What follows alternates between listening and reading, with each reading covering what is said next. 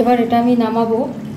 তার আগে যেহেতু আগে গোটা গরম মশলা দিয়েছি, এখন কিন্তু সামান্য গরম মশলা দেব,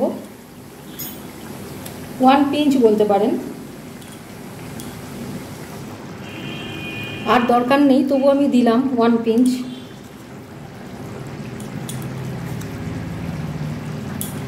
আচ্ছা, এবার দিয়ে দেবো ঘি।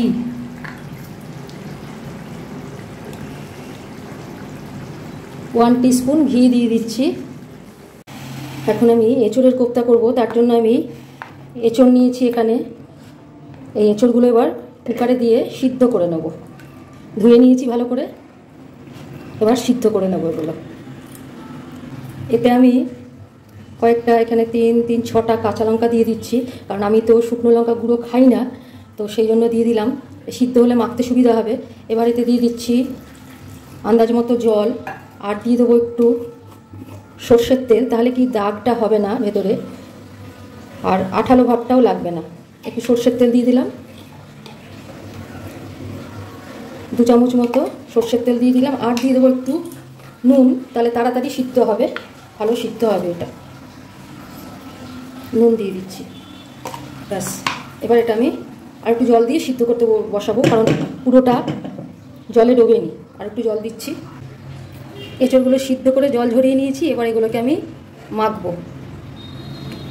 জলটা আর একটু ঝরুক, তারপরে আমি মাখবো। ভালো মতোই সিদ্ধ হয়েছে, এরকমভাবে ভালো সিদ্ধ করে নিতে হবে যাতে হাতে মাখা যায়। আর গরম আছে, এখনও ভালো মতো গরম আছে, জল আরও বেরোবে। এইভাবে দেখাচ্ছি। এটা আমি এঁচড়টা অনেকটা চটকে নিয়েছি, আরও চটকাতে হবে। এবার এতে আমি 2টো লঙ্কা সিদ্ধ দিয়ে দিচ্ছি, মাখছি। এবার এতে একে একে দেবো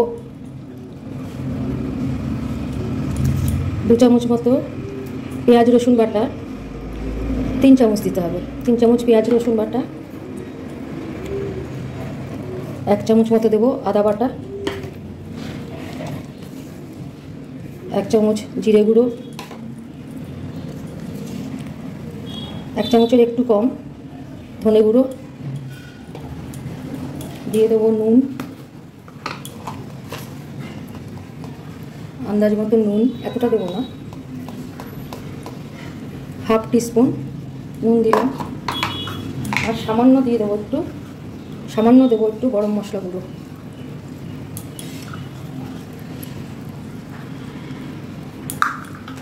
আমি এতে মিষ্টি দিলাম না, এগুলো আমি এবার চটকে মাখবো, আরও মাখবো।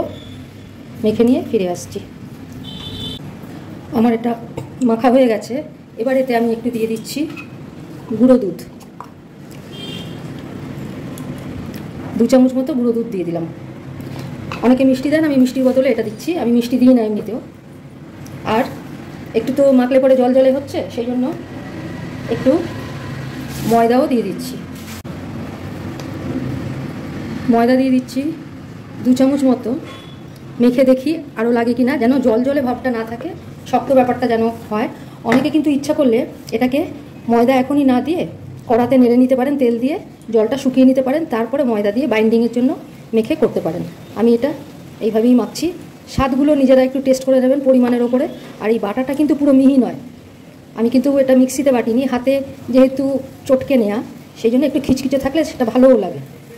এইভাবে আমার মাখাটা মোটামুটি রেডি।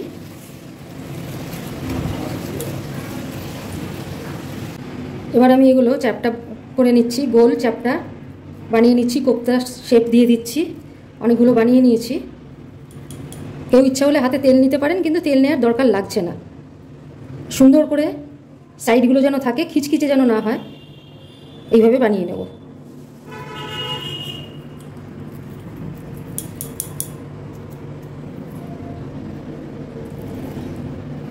তেল গরম হয়ে গেছে, এবার আমি এক এক করে কোপ্তা দিয়ে ভেজে তুলব। আঁচটা কমিয়ে দিচ্ছি।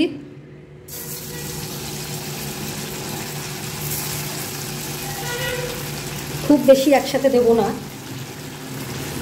কেউ ইচ্ছা করলে গোল বলের মতো করতে পারেন, আমরা করি না আর কি, আমরা এরকম চ্যাপটাই করি। ব্যাস, আর দেবো না। একটা পিঠ হয়ে যাওয়ার পর আর একটা পিঠ উল্টে দিয়েছি। কোপ্তাগুলো হালকা আছে, আর তেল প্রচণ্ড গরম করে নিয়ে তারপরে কিন্তু সিম আছে ভাজছি, যাতে ভেতরটাও ভালো মতো ভাজা হয়ে যায়। আর হলুদ আমি দিয়ে নিই, কেউ ইচ্ছা করলে হলুদ দিতে পারেন, কারণ হলুদ দিলে পরে আমার মনে হয়েছে যে অল্পতেই ভাজা না হতেই যেন বেশি লালচে রঙটা এসে যায়, সেই জন্য হলুদটা আমি দিয়ে নিই। আর সুন্দর একটা গন্ধ বেরিয়েছে, ভাজা হলে বুঝতেই পারবেন সুন্দর একটা গন্ধ বেরিয়েছে। ঢেকে দিচ্ছি, ভেজে নিয়ে ফিরে আসছি। আমার কোপ্তাগুলো লাল করে ভাজা হয়ে গেছে, এবার এগুলোকে আমি তুলে নিচ্ছি। আমার কোপ্তাগুলো ভাজা হয়ে গেছে, এবার আমি গ্রেভিটা করব। এখানে বড় সাইজের একটা আলু আমি একটু ভাপিয়ে নিয়েছি, এটাকেই 12 টুকরো করে নেবো, তাতেই আমার হবে। আমি কোপ্তাতে খুব বেশি আলু দেওয়ার দরকার নেই, কোপ্তাটাই তো মেন। তো এই আলুটা আমি এবার কেটে নিয়ে ভাজবো। এবার আমি আলুগুলো ছেড়ে দিচ্ছি।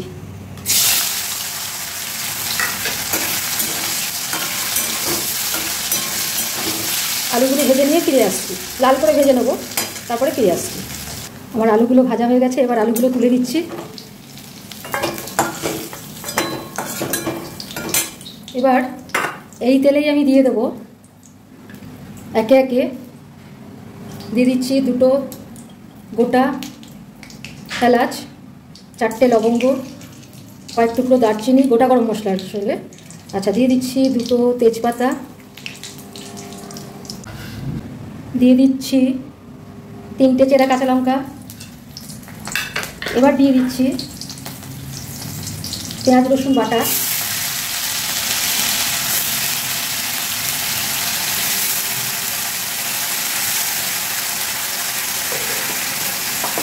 এটা যে যেরকম গ্রেভি খাবেন তার উপরে নির্ভর করছে। 3 চামচ মতো দিলাম।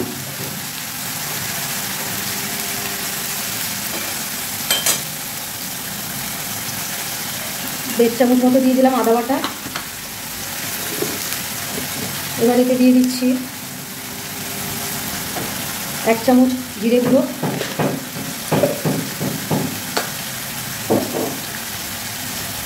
1/2 চামচ ধনে গুঁড়ো, কষাবো। একটু হলুদ দিয়ে দেবো। এবার আমার কোপ্তাতে কিন্তু হলুদ দেওয়া নেই, আলুও হলুদ দিয়ে ভাজিনি, এবার আমি হলুদ ব্যবহার করব।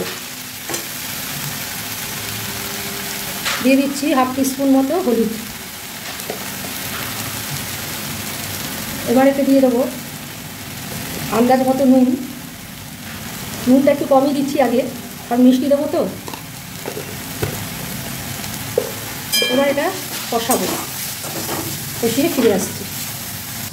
আমার তেলটা একটু কমে গেছিলো, তাই জন্য তেল দিলাম, সর্ষের তেল তো গরম না করে দিলে পরে গন্ধ লাগবে, সেই জন্য মাঝখানটা সর্ষের তেলটা দিয়ে গরম করছি। সাইডে আমি এই গ্রেভিটা, যেটা মশলাটা, সেটা সরিয়ে রেখেছি, গরম হয়ে যাক, তারপরে আবার ভেজে নেব। এবার এটা ভেজে নিচ্ছি। ভাজা হয়ে গেছে, অনেকটাই ভাজা হয়ে গেছিলো আগে থেকে। এবার এতে আমি দিয়ে দিচ্ছি একটু দই। দই দিলে কিন্তু নর্মাল টেম্পারেচার এবং আঁচ কমিয়ে দিতে হবে।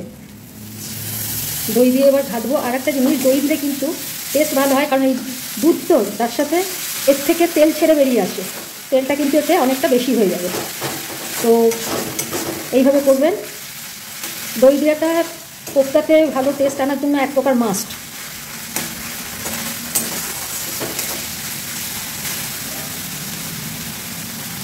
এক চামচ এতে দিয়ে দিচ্ছি টমেটো বাটা, 2 চামচ মতো দিয়ে দিচ্ছি। এতে দিয়ে দেবো আন্দাজ মতো চিনি।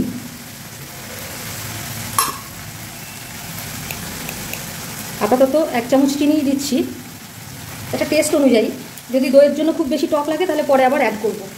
আচ্ছা, এবার কিন্তু আমি আলু ভাজাগুলো এতে দিয়ে দিচ্ছি, দিয়ে একসাথে কষাচ্ছি, টেস্ট ভালো আসে তাহলে। আর আলু ভাজাগুলোতে হলুদের রঙটাও ধরে যাবে।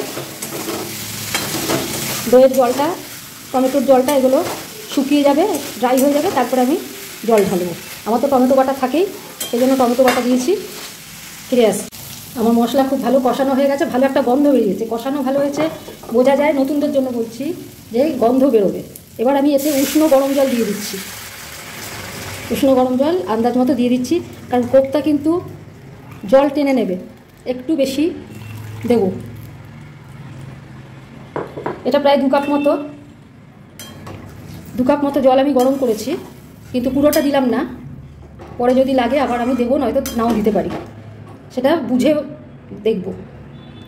এবার এটা গরম হোক। আঁচ বাড়াবো না, দই যেহেতু আছে আমি আর আঁচ বাড়াচ্ছি না। দই থাকলে পরে আঁচ বাড়িয়ে খুব একটা বাড়িয়ে রান্না করা যায় না। যদিও এখন আমার দই ভাজা হয়ে গেছে, তবু হয়ে যাক, আলুগুলো সিদ্ধ হয়ে যাক, তারপরে ফিরে আসছি। নুনটা আমার কম লাগছে, মিষ্টিটা বেশি লাগছে, তাই ব্যালেন্স করার জন্য আরও হাফ চামচ মতো নুন দিলাম। কারণ কোপ্তা তো, তাতে তো গুঁড়ো দুধ দেওয়া আছে, গুঁড়ো দুধ তো মিষ্টি, তো নুনটা টেনে নেবে, আর ওই জন্য নুন আর একটু দিলাম। আমার এটা অনেকটা হয়ে এসছে। এবার আমি এগুলো তেজপাতাগুলো তুলে ফেলে দিচ্ছি।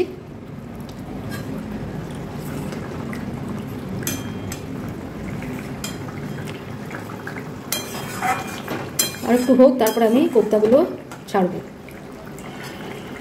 হ্যাঁ, মোটামুটি হয়ে এসছে। আমি কোপ্তাগুলো দিলাম, সবগুলো করলাম না, কিছু আমি ডালের সাথে ভাজা খাবার জন্যও রেখে দিলাম। দারুণ হয় এগুলো, এইভাবে করলে পরে দেখবেন খুব সহজেই। এবার এতে একটু নুন, মিষ্টি, রস সব ঢুকে যাক। আঁচটা একটু কমিয়ে রাখবো, একদম গ্রেভি কমিয়ে নিয়ে কিন্তু নামানো যাবে না, কারণ এটা অনেকটাই টেনে নেবে, পরে কিন্তু ঠান্ডা হলে গ্রেভি অনেকটা টেনে নেবে। সেই জন্য একটু ঢাকা দিয়ে তারপরে এতে রস ঢুকে যাক, ওগুলো আরও বেড়ে যাবে, তারপরে ফিরে আসছি। এবার এটা আমি নামাবো। তার আগে যেহেতু আগে গোটা গরম মশলা দিয়েছি, এখন কিন্তু সামান্য গরম মশলা দেব, 1 পিঞ্চ বলতে পারেন। আর দরকার নেই, তবু আমি দিলাম 1 পিঞ্চ। আচ্ছা, এবার দিয়ে দেবো ঘি, 1 টিস্পুন ঘি দিয়ে দিচ্ছি।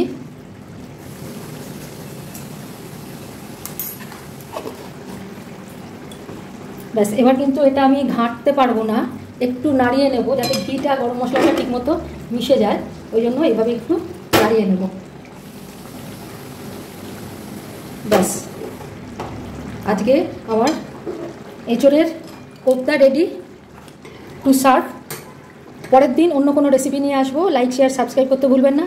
সার্ভ করে অন্য পাত্রে সার্ভ করে আবার দেখাচ্ছি। আমার এঁচোড়ের kofta ready to serve. Like, share, subscribe করতে ভুলবেন না। পরের দিন আবার কোনো অন্য রান্না নিয়ে ফিরে আসছি। ধন্যবাদ।